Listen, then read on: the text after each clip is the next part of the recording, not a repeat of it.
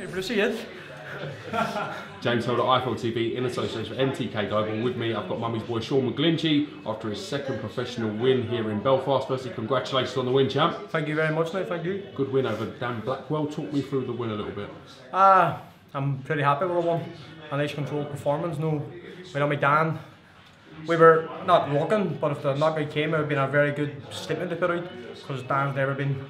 He's been stopped once in about 70 fights, so but they go the 4 rounds and won the 4 rounds comfortably. And from my debut and from my amateur career, I've boxed a lot more controlled. Didn't feel like I rushed much, working behind my jab, looking for the knockout shot instead of just plowing on through and spoiling my movement, you know.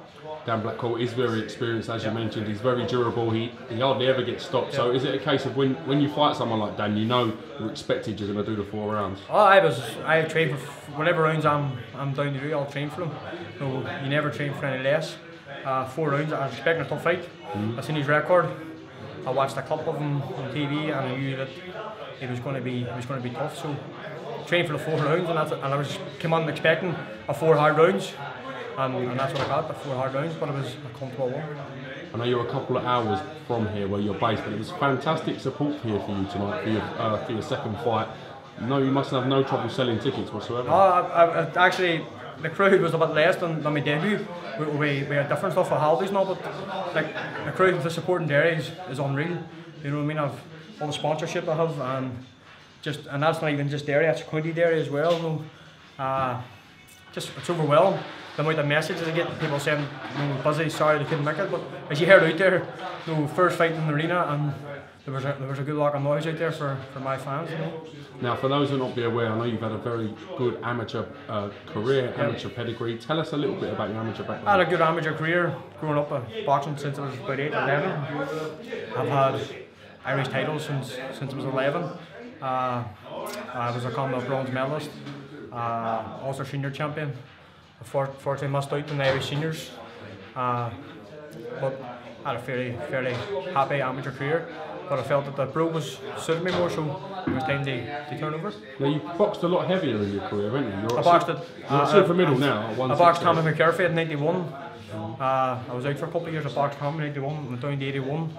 I boxed at 81 kilos. So I've actually come down to the weight where I fought. I won most of my Irish titles at middleweight, at the amateur, 75, so weighed on 74.8.